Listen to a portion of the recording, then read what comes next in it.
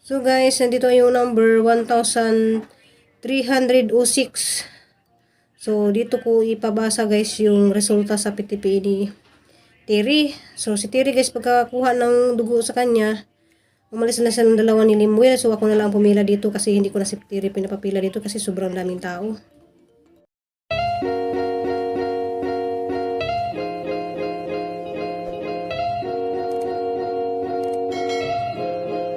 Guys, good morning. Kami na naman to guys.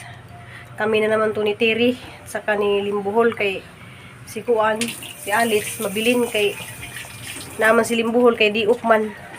So guys, see you dito sa PH Center. PH. Hindi na doy. Good morning, good vibes only bitaw guys. Magtagalog pala ako ngayon kasi nasa Maynila na kami. So good morning kuya. Good morning. Yes, kuya. good morning, madam. Good Where are you morning. going? You go to Quezon City Heart Center. What are you doing over there? Pa-check up. Pa-check Pa-check up kami. You need a check-up, huh? Dapat ganun yung lahat ng mga taxi driver. Puro mga good vibes kasi yung iba naman Yeah, hindi pwedeng kausapin. For me, Hindi pwedeng. it's up to me. It's no problem. Ay guys, ayan na guys, nag-English na yung ko guys. Nag-English na yung You must be learn how to speak English, you know. English language is international language, so if you go to another nation or there's somebody come here in your nation, you know how to speak English. good vibes talaga guys, no? Nosebleed me guys, manosebleed kami sa yung taxi driver namin. So thank you Lord kay kami ng taxi na good vibes sa Yan ang laging pasalamatan natin si Lord. Araw-araw pagising natin.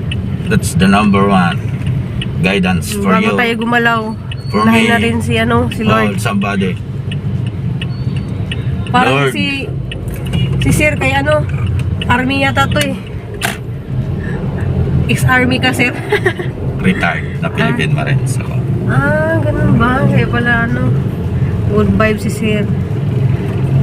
So thank you sir. Ano ba yung pangalan mo sir? Baka shout out namin yung yung pamilya mo. So saan dito sa Pilipinas?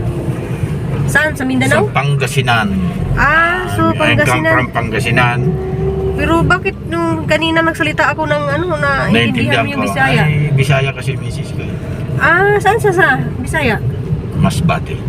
Hi day ko pala sa mga taga Masbati, si Alma Baron. So, guys, kanang nakilala din namin doon sa Heart Center. So, guys, yung si Alma Baron, naalala mo yung hawak-hawak kong baby? So, yung nakapanood sa video ko na hawak-hawak ko yung baby na naoperahan na sa guys sa Heart Center. Okay na yung baby. Okay na yung baby na operahan na. So pa lang yun, wala pang month yung baby na operahan na sa heart. So nakita nyo naman yun yung hawak-hawak kong baby nung nakaraan yung pagpunta namin doon. So God is good talaga. Nakaya ra ni baby, kaya din na ni Terry guys, makaya din niya lahat. So guys, see you dito sa PH Center. Ngay. Anong sabi mo kuya? Hindi talaga pinipilit dapat yung tao na magpabaksin? Hindi talaga, dahil Philippine country is a freedom country. You have a freedom of choice, freedom of speech, freedom of worship, freedom of rights. Diba? Put it to your mind. Philippine country is a freedom country until now. So si kuya guys, hindi talaga siya nagpabaksin. Kasi tiwala lang siya kay God. So yun lang ang niya. If you believe about God, it's no problem. Everything is under control of God. Yes. You know? Yeah.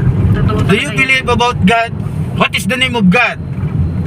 According to International Webster Dictionary and the Bible, New World Translation, King James Version, Catholic Version, Yahweh is the name of God. Susi nga. YHWH, it means Yahweh, Jehovah, Allah in Quran, Bible. You know? You know what is Yahweh? So kay God na lang talaga tayo nagtiwala. Yeah, Yahweh. If you read in the International Webster Dictionary, Yahweh is the name of God. Jehovah is the name of God. Yahweh is Almighty God. Yes. You know what is the meaning of Almighty God? Powerful. It means powerful. Yahweh is the name of God. Jehovah, Totoo talaga ya. Allah, in Quran, Bible is Allah. In King James Version, New World Translation, Jehovah, Yahweh. Grabe That si is the Kuya. name of God. May natutunan talaga si Kuya. But most of the Filipino people, they don't know what is the name of God. Kay Baw. You know? Kasi hindi alam kung anong Panginoon. They call God, God. Oh my God, God damn. Para sa nagsabihan. God. They don't know what is the name. The real name of God is Yahweh, Allah in Quran, Jehovah in New World Translation. Wow, thank you ya. Daming, tinan mo guys. Si Kuya so very, ano kasi sa ano ba yun? Retired, Army ya? Retired na ako sa kaldero. Retired sa Kaldero na siya ya. Tirador ako ng kanin Thank lamig. you Kuya. Ano pangalan mo Kuya? Marami kaming natutunan. Jan Pases. Jan Pasis. So, shout out ako dyan. Ay, mas bati yung ano niya? Probinsya. Hindi, yung asawa niya, Bisaya daw. So, shout out ako sa wife niya. Hi.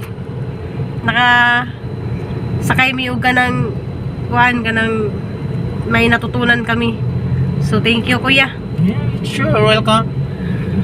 So, ayun guys, marami tayong natutunan ni Kuya sa mga sinasabi niya. So, napaka good vibes ni Kuya. So, sino yung makarelate dyan sa mga sinasabi ni Kuya?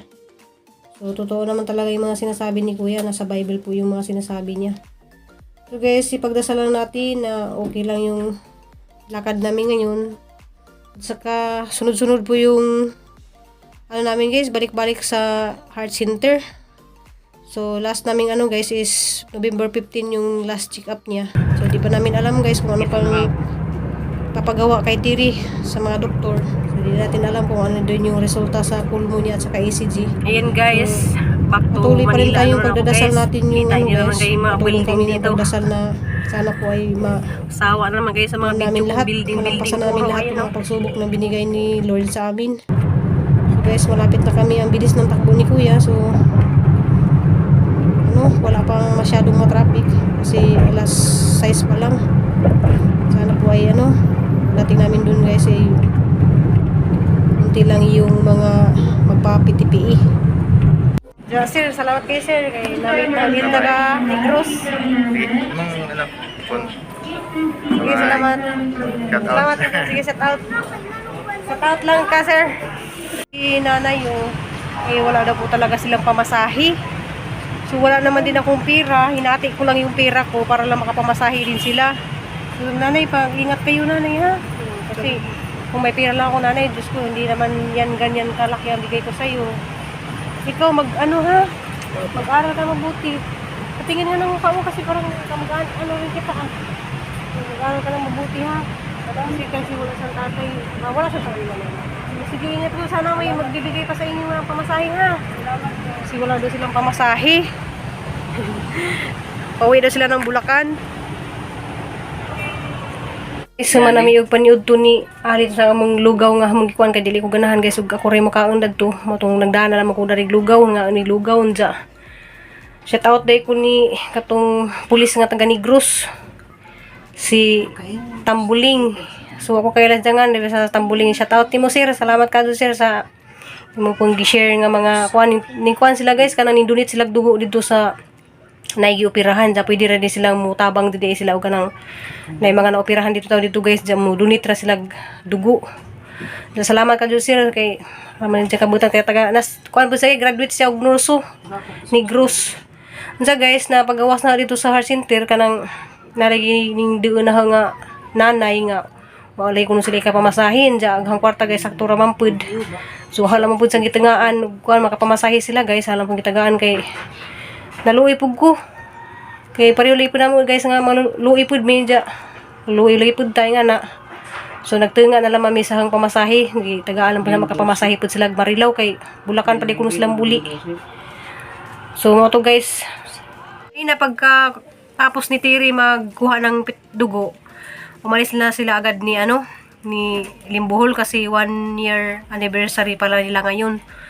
Tapos ako na lang naghintay doon sa yung pa-adjust ng gamot. So na din kami ni Alex pagdating dito kasi yung pa-adjust niya is 1 week na siyang kuha ng dugo. So nagulat kami kasi dati guys 2 weeks siya. So ngayon 1 week. So balik-balik kami doon 1 week siguro pakuha ng guys ng pa-adjust ng gamot niya. So tapos na kaming nagkain ni guys ni Alex. Tapos yun si Alex guys nagsampay ng mga labahan niya. Sabi ko sa kanya ako na lang maglaba. Dahil alam ko naman kagabi guys naman siya yung hinika. Yun talagang hika na yan talaga. Lang yan yung natural na yan sa kanya. So nasanay na yan siya na nasanay na yan siya na ganun talaga yung sakit niya. Pero minsan guys maawa na talaga ako dahil siyempre katabi kami matulog magising din ako pag mayroon siyang yung minsan umuubo siya, yung minsan nahirapan huminga ganun. So hindi pa rin yan siya lumalaban. So guys, meron pala akong sasabihin sa inyo dahil may nabasa pala kaming comment. So sa mga ning comment pala na i-compare nyo ba yung asawa ko at saka ako at saka si Jijin guys, please lang wag naman nyo i-compare kasi si Jijin talaga guys, sa totoo lang mabait talaga yan. So matagal yan sa akin guys, ilang taon yan nakatira sa akin kasi yan ang nag-alaga ni Nicole at saka ni Cristil. So napakabait talaga yan na bata, ganun lang talaga yan siya na wag nyo sabihin na maarte siya, hindi siya pumunta dito sa Manila, hindi siya nakipag ni Tiri. Sa totoo lang guys, nagbigay yan siya ng pinansyal dahil napakabait talaga ni Jijin sa totoo.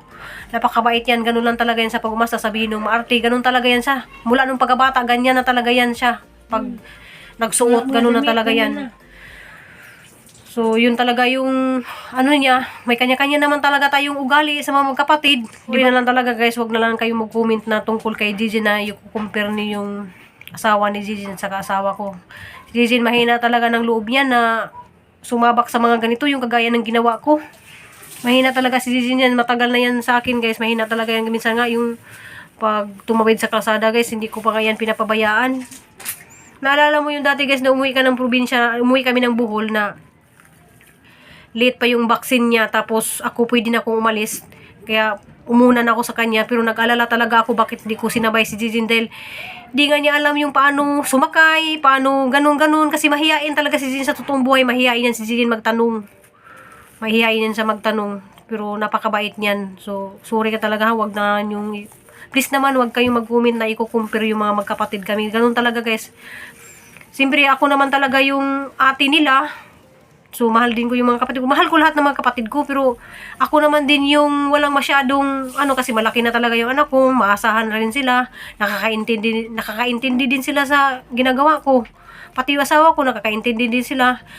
Si Junjun guys, nakakaintindi din yun, kaso lang nag-aalala din sa kay Jijin. Kasi, oo. Kaya hindi niya payagan yun. Kasi alam ni Junjun, si Jijin, operado din yan guys. Mayroon yan siyang guiter na inopera. Kaya, isa din yung nag-alala si Junjun na baka pagpapuntahin niya dito, baka ano mangyari. Ganun lang naman yung iniisip ni Junjun. Pero hindi naman yun sila nag-isip na, yung hindi nila iniisip si Terry. Nagbi-message kami ng group chat na iniisip din nila si Terry. Yun lang nga, di lang nakaintindi yung ibang mga viewers na ganun, bakit si ganyan, bakit si ganito, bakit si Alex kahit may hika nandito. Sanay na ako. Tapos bakit ako kahit may pamilya ako nandito ako. Siyempre natural naman yan sa magkapatid guys, mayroon talaga tayong mga obligasyon, pero ako kaya ko guys, sa kakaya ng pamilya ko na iwanan ko sila. Ako naman yung umintindi na siyempre kapatid ko yan, tutulungan ko.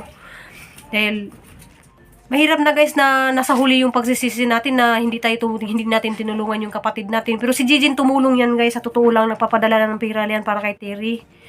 Napakabait yan. Si Aliana nung hospital, nagbigay sa akin. Tsaka pag alam ni Gigi na may mga problema kami, nagsint agad yan ng kung anong kaya niyang ikatulong, anong kaya niyang ibigay niya. Kung mayroon lang talaga siya, napakabait talaga yung kapatid ko. Yes.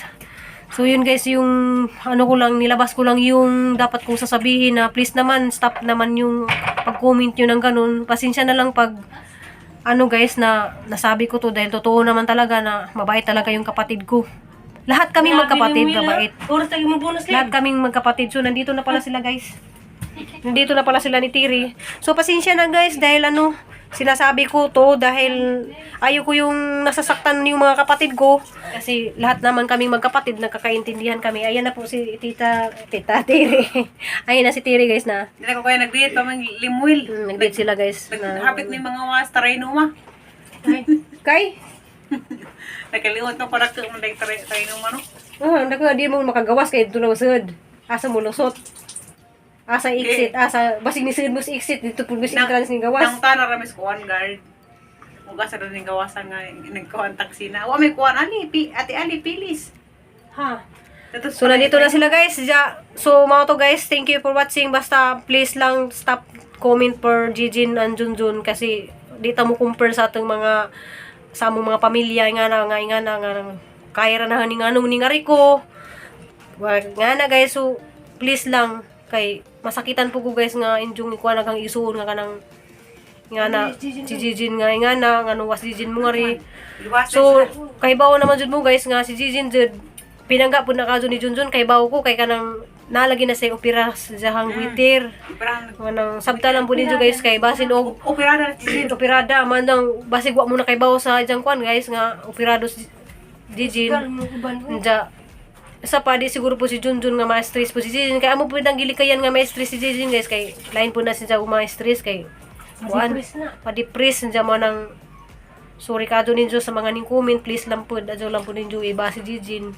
So katong na may niingon nga giansab nila si Jijin luoy pud kadto guys maluoy pud mo kay luoy pud kadto in taon na siya kay ngano kuan dili daghan pud kadto na siya natabang sa ninikulog ni Cristel butan kadto na siya sa pagkatinuod nga kinabuhi butan si kadto na si Jijin. So guys dinahatason na yung video ko salamat kadto ninyong tanan salamat sa inyong pag-ampo nga sipra kang pagbiyahe padung dari Manila anja kanang sipra pud mystery karon nakauli na pud mi gikan may nagkuhag pitipiin sa imong pitipiin ter kay ni-adjust na pud 1 week na 1 week na 1 week na pud magpitipiin na pud ka Dili lagi na pwede yung mabsin. Dapat pwede nga ito. Pag-gusto ito nga ito hapon. Kaya may pizza ilang ibutang. 1 week na pud i-adjust na pud hala wala ba ka nagbili ng papalit tambaw nakalimot ka. So guys, so to see you in my next vlog. I love you, amping amputa.